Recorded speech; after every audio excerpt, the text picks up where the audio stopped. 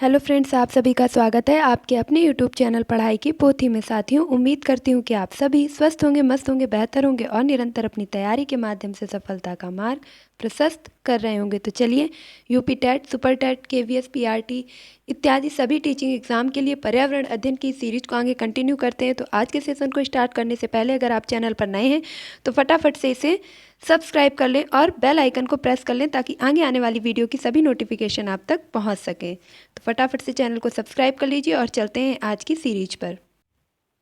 तो चलिए, आज के क्वेश्चन को करने से पहले हमने अपने पिछले वीडियो में जो आपको एक क्वेश्चन का आंसर करने के लिए दिया था उस आंसर के बारे में पहले डिस्कस करेंगे। तो आज हम उस क्वेश्चन का आंसर लेंगे और प्रश्न हमने जो किया था वह इस प्रकार था कि राष्ट्रीय आपदा प्रबंधन संस्थान की स्थापना कब की गई थी। तो देखिए, पहले हमारा उद्देश्य होता है कि पूछे गए प्रश्न का सही उत्तर देना। तो राष्ट्रीय आपदा प्रबंधन संस्थान या आपके केंद्र कह सकते हैं। तो राष्ट्रीय आपदा प्रबंधन केंद्र की स्थापना कब की गई थी? वर्ष 1995 में। मैंने कहा था कि आप लोग जो अपना आंसर है वो कमेंट बॉक्स में टाइप करेंगे। तो पहले हम पिछले प्रश्न का उत्तर देंगे, उसके बाद ही आगे के सेशन को कंटिन्यू करेंगे। तो राष्ट्रीय आपदा प्रबंधन संस्थान या प्रबंधन केंद्र की स्थापना कब की गई थी? वर्ष 1995 में। यहीं पर इसमें आगे चल कर के परिवर्तन किया गया और कर दिया गया आपदा प्रबंधन अधिनियम। आपदा प्रबंधन अधिनियम। तो अगर आपसे ये पूछा जाए कि आपदा प्रबंधन अधिनियम किस वर्ष का है तो आपका आंसर क्या होगा? तब आपका आंसर होगा सन 2005। आपदा प्रबंधन अधिनियम किस वर्ष का है? वर्ष 2005 का है। और राष्ट्रीय आपदा प्रबंधन संस्थान की स्थापना कब की गई थी? वर्ष 1995 में की गई थी। इसके साथ साथ ये भी याद रखेंगे कि ये अधिनियम लागू कब किया गया था? तो ये लागू किया गया था सन 2006 में।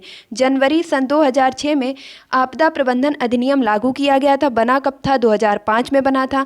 अब अगर बात की जाए कि आपदा प्रबंधन दिवस कब मनाया जाता है तो राष्ट्रीय आपदा दिवस जो ये मनाया जाता है, ये दिवस मनाया जाता है 13 अक्टूबर को। इसे भी याद रखेंगे, 13 अक्टूबर को आपदा प्रबंधन दिवस के रूप में सेलिब्रेट करते हैं। तो ये तो रहा हमारे पिछले प्रश्न का उत्तर। अब आज के सेशन को आगे कंटिन्यू करेंगे। तो चलिए स्टार्ट करते हैं आज के क्वेश्चन से। तो आज का जो हमारा पहला क्वेश्चन है वह है अविघटनीय प्रदूषण का उदाहरण है। निम्न में से कौन सा अविघटनीय प्रदूषण का उदाहरण है? ऑप्शन ए है मलमूत्र, ऑप्शन बी है डीडीटी, ऑप्शन सी है शाक फलों के अंश या ऑप्शन डी है उपर्युक्त में से कोई नहीं। तो इसमें आपका राइट आंसर क्या होगा कि निम्न में से जो अविघटनीय प्रदूषक है वह कौन सा है? तो इस क्वेश्चन का जो राइट आंसर होगा, इस क्वेश्चन का राइट आंसर होगा ऑप्शन नंबर बी, यानी कि डीडीटी एक अविघटनीय प्रदूषण का उदाहरण है। अगले प्रश्न की तरफ चलेंगे और नेक्स्ट क्वेश्चन है लाइकेंस निम्न में से किस प्रदूषक के सूचक हैं? जो लाइकेंस हैं वह निम्न में से कौन से प्रदूषण के सूचक हैं? ऑप्शन ए है SO2, ऑप्शन बी है NO2, ऑप्शन सी है NH3 या ऑप्शन डी है NO। तो आपके प्रश्न का सही आंसर क्या होगा? आप फटाफट से अपने क्वेश्चंस को काउंट करते जाएंगे और उसके साथ साथ ये भी याद रखेंगे कि आपने कितने क्वेश्चंस का राइट आंसर दिया और कितने आपके रॉन्ग हुए हैं, और फिर अपना स्कोर आप कमेंट बॉक्स में ज़रूर शेयर करेंगे। तो क्वेश्चन नंबर 327 का जो राइट आंसर होगा वह होगा ऑप्शन नंबर ए, यानी कि SO2 सल्फर डाइऑक्साइड के जो वायु प्रदूषक के सूचक हैं उन्हें क्या कहते हैं? तो लाइकेंस जो है वायु प्रदूषण के सूचक होते हैं। अगला प्रश्न देखेंगे, भारहीन अपशिष्ट है। नेक्स्ट प्रश्न है कि भारहीन अपशिष्ट है। ऑप्शन ए है धूम कोहरा, ऑप्शन बी है धूम्र गैसें, ऑप्शन सी है रेचक गैसें या ऑप्शन डी है ध्वनि। तो इनमें से कौन सी ऐसी अपशिष्ट है जो कि भारहीन है, जिसमें भार नहीं है? तो इस क्वेश्चन का जो राइट आंसर होगा वह होगा ऑप्शन नंबर डी, यानी कि ध्वनि क्या है? आपका भार रहित अपशिष्ट है, क्योंकि ये भी एक प्रकार से प्रदूषण ही उत्पन्न करता है। अगला प्रश्न देखेंगे, नेक्स्ट क्वेश्चन कहा जा रहा है ओजोन परत के अपक्षय के लिए उत्तरदायी है। ओजोन परत के लिए अपक्षय के लिए अवरोधन के लिए या उसकी हानि पहुंचाने के लिए कौन सी चीज़ें उत्तरदायी हैं? तो इस क्वेश्चन में जो ऑप्शन ए दिया गया है वह है सल्फर डाइऑक्साइड, यानी कि सल्फर के ऑक्साइड, ऑप्शन बी है क्लोरोफ्लोरोकार्बन, ऑप्शन सी है एल्किल हेलाइड, ऑप्शन डी है उपर्युक्त में से कोई नहीं। तो इस क्वेश्चन का राइट आंसर क्या होगा? इस क्वेश्चन का जो राइट आंसर होगा वह होगा क्लोरोफ्लोरोकार्बन, यानी कि ऑप्शन नंबर बी आपका बिल्कुल राइट हो जाएगा कि ओजोन परत के अपक्षय के लिए जो सबसे ज़्यादा उत्तरदायी गैस है वह है क्लोरोफ्लोरोकार्बन, यानी कि CFC। निकलती कहाँ से है? तो आपके फ्रिज है, AC है, कूलर है, इसके साथ साथ सेविंग क्रीम है, फोटोग्राफिक मशीन है, इन सबसे विकिरणों से क्या निकलती है? CFC यानी कि क्लोरोफ्लोरोकार्बन। अगले प्रश्न की तरफ चलेंगे और नेक्स्ट क्वेश्चन है कि मोटर वाहन प्रदूषण कम करने के उपाय हैं। मोटर वाहन प्रदूषण कम करने के उपाय हैं। ऑप्शन ए, मोटर वाहनों के इंजन के डिजाइन में सुधार करना। जो मोटर वाहन है उनके जो इंजन है उनके डिजाइन में सुधार करने से जो है प्रदूषण को कम किया जा सकता है। या ऑप्शन बी है CNG तथा LPG जैसे परिष्कृत ईंधनों का उपयोग करना। या ऑप्शन सी है मोटर वाहनों का समुचित रख रखाव करना। ऑप्शन डी है उपर्युक्त सभी। तो इस क्वेश्चन का राइट आंसर क्या होगा? इस क्वेश्चन का जो राइट आंसर होगा वह होगा ऑप्शन नंबर डी यानी कि सभी सही हैं। देखिए जो उनके इंजन की बनावट होती है, डिजाइन होती है, अगर उसमें भी अमूलचूल परिवर्तन किए जाए तो आपके जो है गैसें वगैरह कम बाहर निकलेंगी, कम जो है उनसे प्रदूषण होगा। और CNG LPG तो सभी जानते हैं कि इस प्रकार के अगर ईंधन उपयुक्त किए जाएंगे तो आपका प्रदूषण वैसे ही कम होता है, होता ही नहीं है, ना के बराबर होता है।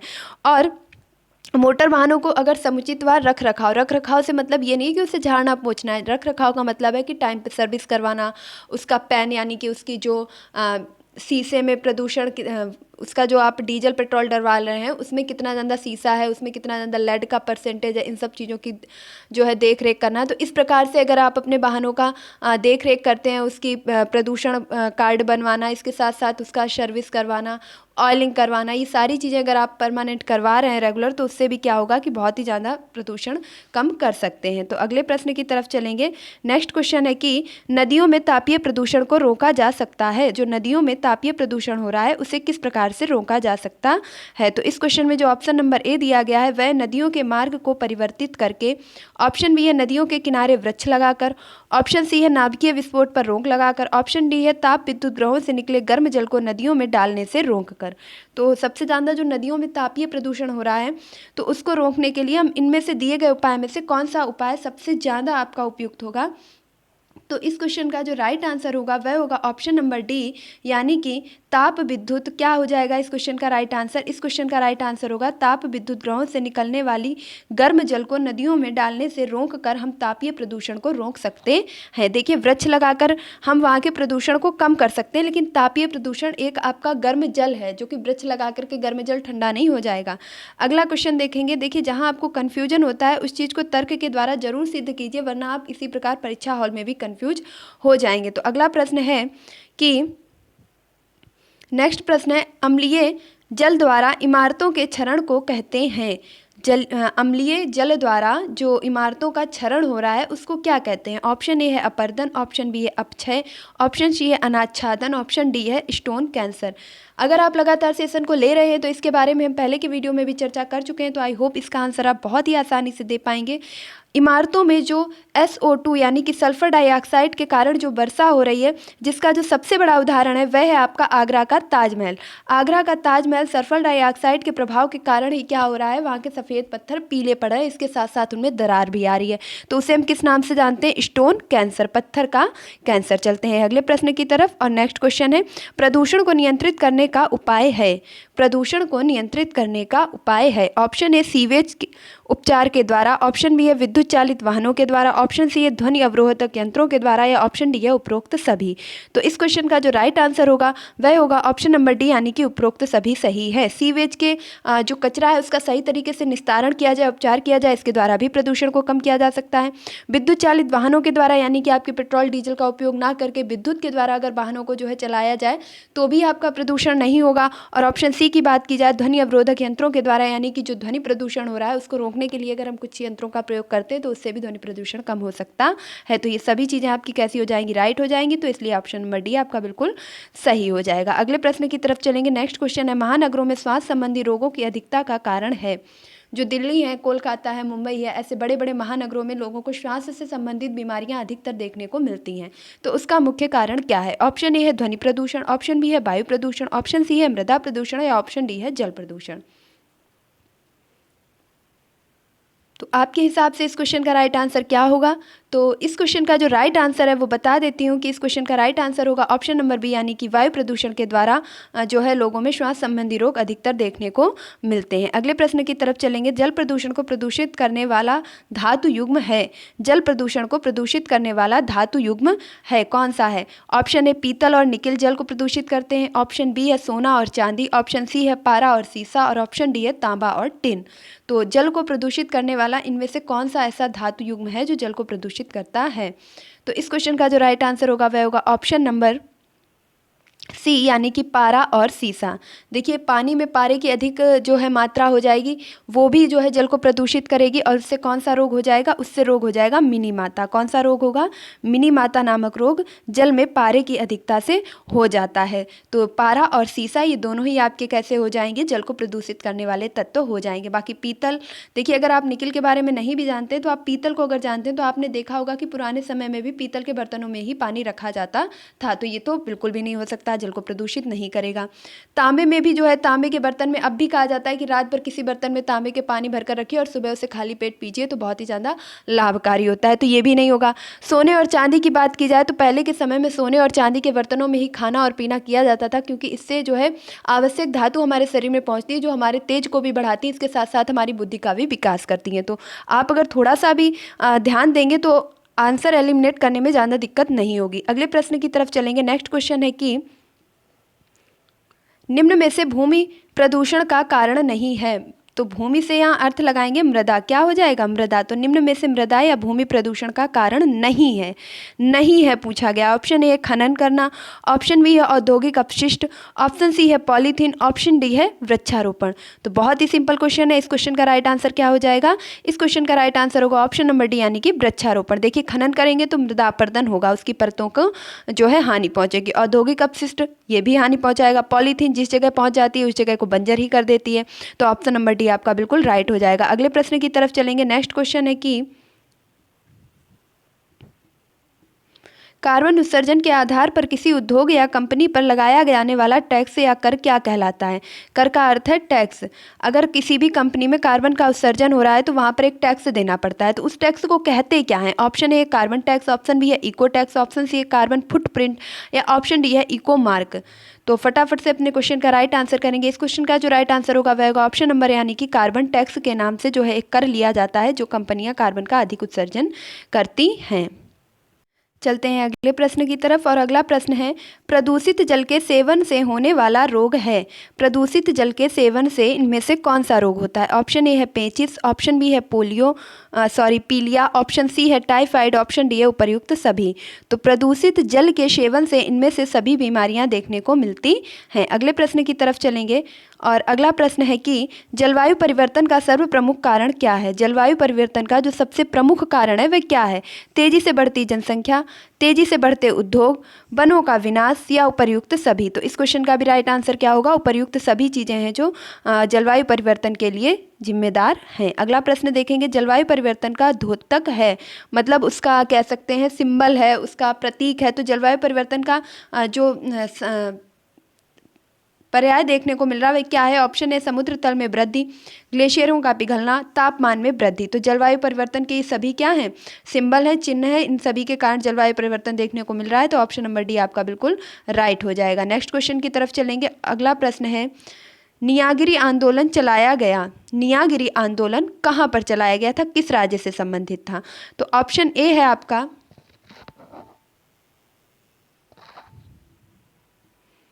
नियागिरी आंदोलन किस राज्य में चलाया गया था? ऑप्शन ए है उड़ीसा, ऑप्शन बी है केरल, ऑप्शन सी है उत्तर प्रदेश, ऑप्शन डी है महाराष्ट्र।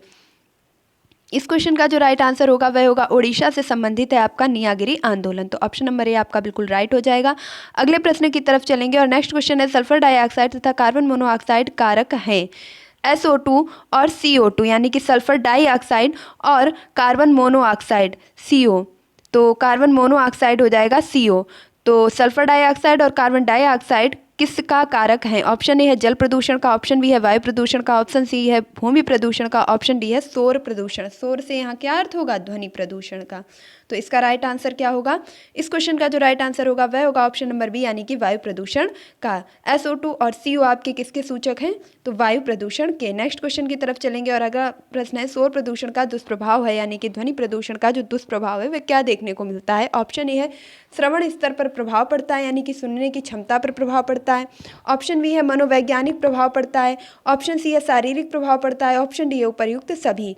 तो इस क्वेश्चन का जो राइट आंसर होगा वह होगा ऑप्शन नंबर डी, यानी कि उपर्युक्त सभी। देखिए, देखने में भले ही आपको लग रहा हो कि ध्वनि प्रदूषण से मनोवैज्ञानिक प्रभाव कैसे पड़ेगा, जी हाँ पड़ेगा। क्यों? क्योंकि अगर ध्वनि का स्तर तेज होगा तो हमें एक तो सुनने की क्षमता का भी ह्रास होगा, दूसरा मन में बहुत ही ज़्यादा उद्वेलना वगैरह होगी, चिंताएं होंगी और बहुत ज़्यादा इरिटेट होगा, तो उससे हमारा मनोवैज्ञानिक जो स्तर है, मनोसामाजिक स्थितियां, संवेग है, वो भी परिवर्तित होंगे। और जब हमारी मन स्थिति ही ठीक नहीं होगी तो हमारा शारीरिक डेवलपमेंट भी अच्छे से नहीं हो पाएगा। तो इसलिए इस क्वेश्चन का राइट आंसर हो जाएगा ऑप्शन नंबर डी। अगला प्रश्न देखेंगे। नेक्स्ट क्वेश्चन कह रहा है कि शोर प्रदूषण के कृत्रिम अथवा मानव निर्मित स्रोत हैं। जो ध्वनि प्रदूषण है उसके कुछ कृत्रिम और कुछ मानव निर्मित स्रोत हैं, या तो कृत्रिम होंगे या तो मानव निर्मित होंगे। तो ऑप्शन ए है उद्योग धंधे व मशीनें, ऑप्शन बी है परिवहन के साधन, ऑप्शन सी है सामाजिक क्रियाकलाप, या ऑप्शन डी है उपर्युक्त सभी। तो इस क्वेश्चन का जो राइट आंसर होगा वह होगा ऑप्शन नंबर डी, बिल्कुल राइट हो जाएगा कि ध्वनि प्रदूषण के कृत्रिम और मानव निर्मित उदाहरण कौन कौन से हैं? तो उद्योग धंधे, मशीनें, परिवहन के साधन और सामाजिक क्रियाकलाप, ये सभी कैसे हैं? कृत्रिम भी हैं और मानव निर्मित भी हैं। नेक्स्ट प्रश्न देखेंगे। अगला प्रश्न है अपशिष्ट निक्षेपण की प्रभावी विधि है। अपशिष्ट निक्षेपण की प्रभावी विधि है। ऑप्शन ए भूमि निस्तारण, ऑप्शन बी है भस्मीकरण, ऑप्शन सी है दारण, ऑप्शन डी है उपर्युक्त सभी। अपशिष्ट निक्षेपण, देखिए कोई भी अगर अपशिष्ट है, कूड़ा है, कचरा है, तो उसका क्या करना है? निक्षेपण करना है, उसे जो है नष्ट करना है। तो उसके लिए हम क्या क्या करेंगे? भूमि निस्तारण भी करेंगे, भस्मीकरण भी करेंगे, और दारण का अर्थ यहाँ क्षरण से लगाएंगे, तो क्षरण भी करेंगे, उसके द्वारा भी इसे निक्षेपित कर सकते हैं। तो इस क्वेश्चन का राइट आंसर क्या होगा? इस क्वेश्चन का जो राइट आंसर होगा वह होगा ऑप्शन नंबर डी, उपरोक्त सभी सही हैं। अगले प्रश्न की तरफ चलेंगे और नेक्स्ट क्वेश्चन है कि भूमि प्रदूषण का स्रोत है, भूमि प्रदूषण का स्रोत है। ऑप्शन है औद्योगिक अपशिष्ट, ऑप्शन बी घरेलू अपशिष्ट, ऑप्शन सी कृषि अपशिष्ट, और ऑप्शन डी है उपर्युक्त सभी। तो इस क्वेश्चन का जो राइट आंसर होगा वह होगा ऑप्शन नंबर डी, यानी कि उपर्युक्त सभी सही हैं। भूमि प्रदूषण के लिए ये सभी अपशिष्ट जो है जिम्मेदार होते हैं। अगले प्रश्न की तरफ चलेंगे और नेक्स्ट प्रश्न है कि जल प्रदूषण नियंत्रण एवं निवारण अधिनियम पारित किया गया। बहुत ही अच्छा प्रश्न है, और एक एक अधिनियम एक एक वर्ष में रेगुलर वीडियो में रिकॉल भी करवाती हूँ। तो आपका बस इतना सा काम है कि आप एक भी दिन बिना स्किप किए जरूर जुड़े रहिएगा, तो चीज़ें आपकी बार बार रिवाइज भी होती रहेंगी।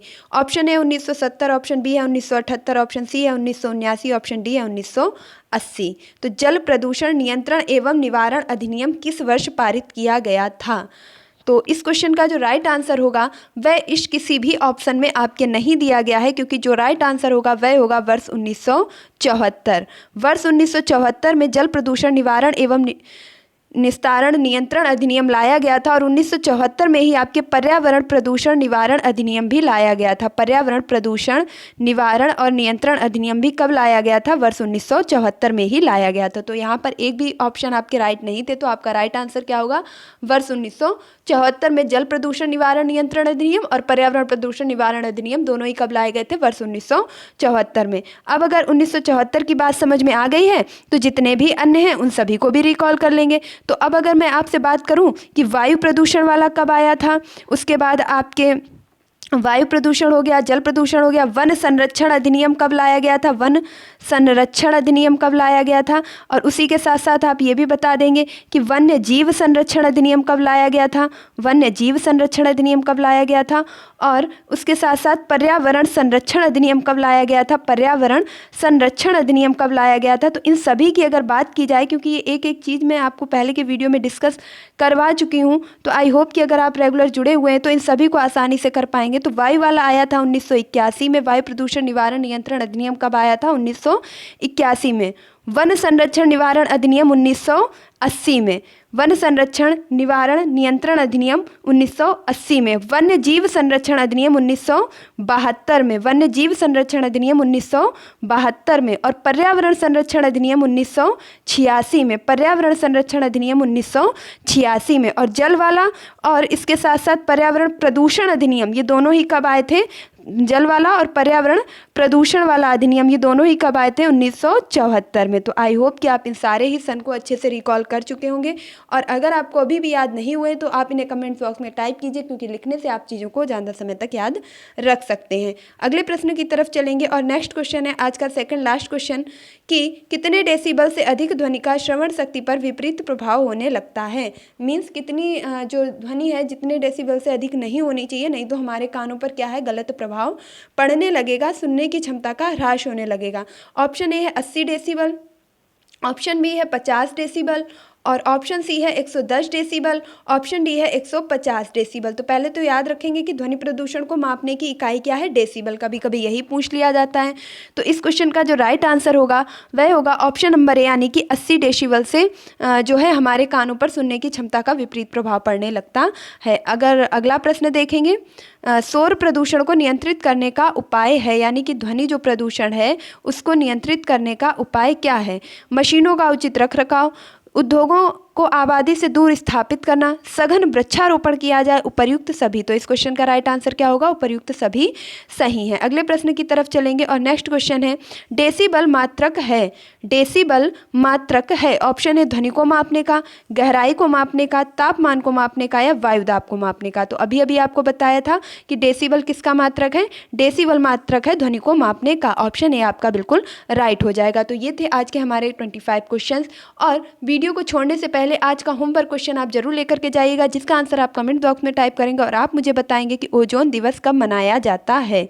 ओजोन दिवस कब मनाया जाता है? अब ओजोन दिवस से संबंधित और ओजोन से संबंधित मैंने बहुत सी चीज़ें अपने वीडियो में डिस्कस की हैं। तो आप क्या करेंगे कि आपको ओजोन दिवस से संबंधित और ओजोन परत से संबंधित जितनी भी चीज़ें आती हैं आप उन सभी को कमेंट बॉक्स में टाइप करेंगे, और मुझे इंतजार रहेगा आपके स्कोर का कि आपने 25 क्वेश्चंस में से कितने क्वेश्चन आपने राइट किए हैं। तो आप अपने स्कोर के साथ साथ आंसर टाइप करना बिल्कुल भी ना भूलिएगा। मिलती हूँ अपने नेक्स्ट वीडियो में, तब तक के लिए खुश रहिए, मस्त रहिए, पढ़ाई में निरंतरता बनाए रखिए, अपने माता पिता गुरुजनों का सम्मान कीजिए, और पढ़ाई की पोथी को सपोर्ट कीजिए। अगर आप चैनल पर नए हैं और आपने अभी तक पढ़ाई की पोथी को जो है सब्सक्राइब नहीं किया है, तो फटाफट से इसे सब्सक्राइब कर लीजिए, बेल आइकन को प्रेस कर लीजिए, ताकि आगे आने वाली वीडियो की सभी नोटिफिकेशन आप तक पहुँच सकें। मिलती हूँ अपने नेक्स्ट वीडियो में, तब तक के लिए फटाफट से इसे लाइक कर दीजिए, और चैनल को सब्सक्राइब कर लीजिए, अपने दोस्तों के साथ शेयर कीजिए, और आगे के वीडियो से जुड़ना बिल्कुल भी ना भूलिएगा।